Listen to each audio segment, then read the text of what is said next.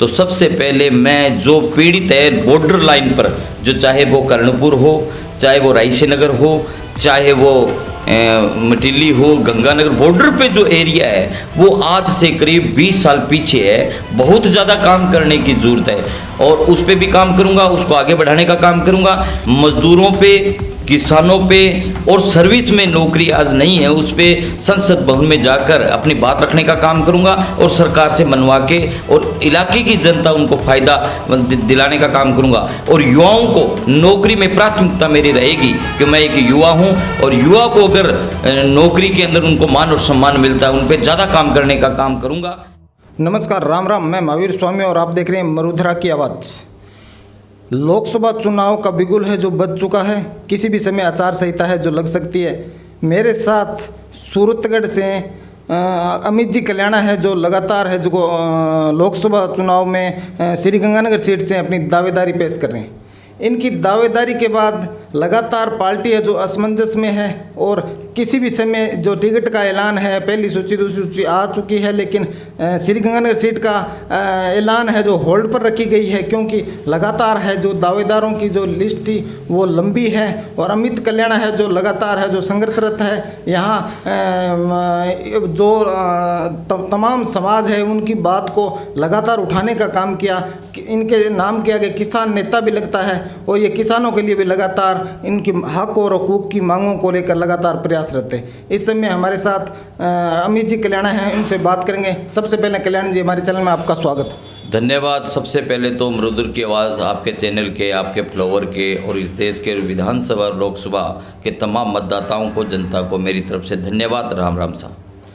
कल्याणा जी, आप श्री गंगानगर सीट से आप दावेदारी पेश कर रहे हैं। भारतीय जनता पार्टी में आप लगातार है जो कार्यरत हैं। आपको क्यों लगता है कि पार्टी आप पर भरोसा जताए?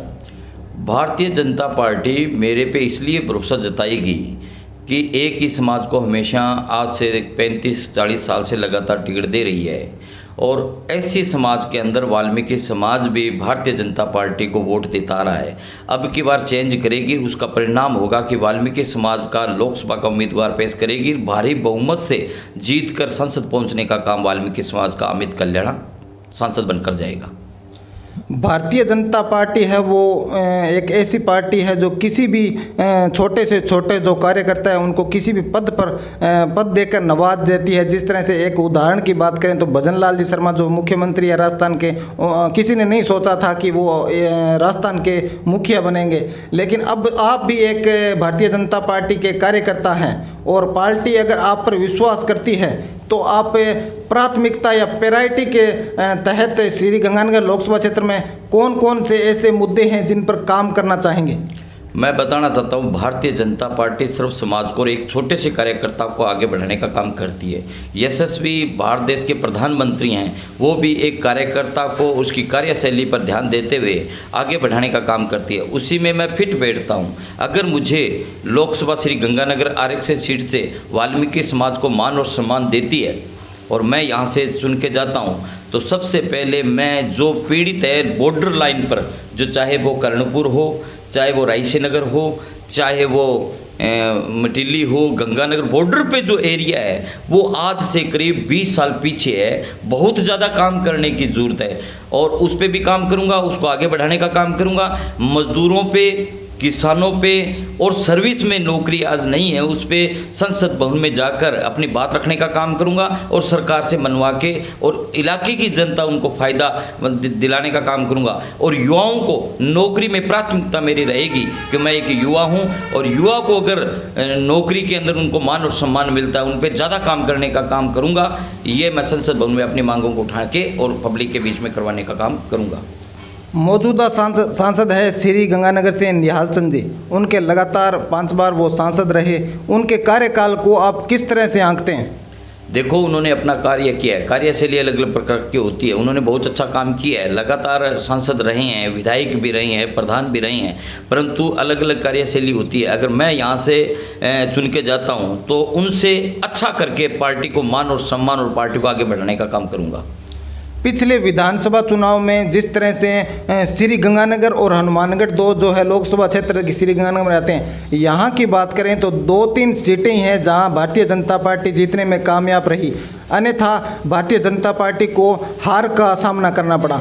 आपको लगता है कि आने वाले चुनाव में अगर आपको टिकट मिलती है तो आपकी नैया है जो पार हो पाएगी?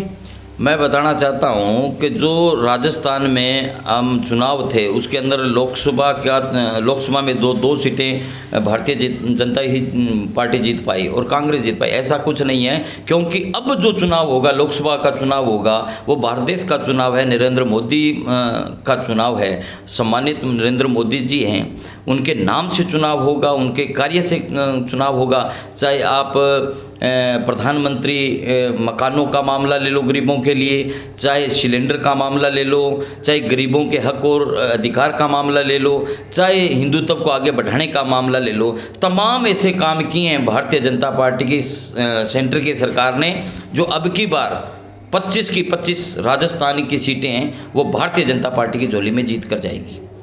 नरेंद्र मोदी जी सम्मानीय प्रधानमंत्री जी लगातार 400 पार का नारा दे रहे हैं। क्या इस बार आपको लगता है कि जिस तरह से किसान आंदोलन की बात करें, जो लगातार है, जो सक्रिय है किसान है, जो लगातार बॉर्डर पर अपने अधिकारों के लिए जो उनका जो मसला था उनको लेकर बॉर्डर पे लगातार है जो प्रयासरत है, आपको लगता है कि जो 400 पार का जो नारा है वो इस बार स्टिक हो पाएगा? ऐसा कुछ नहीं है। हमेशा भारतीय जनता पार्टी की, चाहे राजस्थान की सरकार रही हो, चाहे सेंटर की सरकार, भारत सरकार की सरकार रही हो, किसानों के हित में काम किया है। चाहे आप बीमा को लेकर ले लो, किसानों के मूल्य के बारे में ले लो, चाहे बीज के मामले में ले लो, किसानों को आगे बढ़ाने का, क्योंकि ये भारत देश है वो कृषि प्रधान देश है। हमेशा भारतीय जनता पार्टी ने किसानों के हित में काम किए हैं, परंतु विपक्ष के लोग हैं, कांग्रेसी लोग हैं, वो इस मामले को, किसानों को गुमराह करके वहाँ पर बिठा रखा है। ऐसी कोई बात नहीं है। परिणाम देखना, अभी 400 प्लस जाएगी। हकीकत के अंदर किसान भी हमारे साथ हैं, भारतीय जनता पार्टी के हक में है, क्योंकि भारतीय जनता पार्टी उनके हक और अधिकार की लड़ाई लड़ती है, उनके कार्य आगे बढ़ाने का काम करती है। श्री गंगा, अंतिम सवाल पूछूंगा आपसे। श्री गंगानगर क्षेत्र है जो एक बॉर्डर एरिया है और यहाँ पर लगातार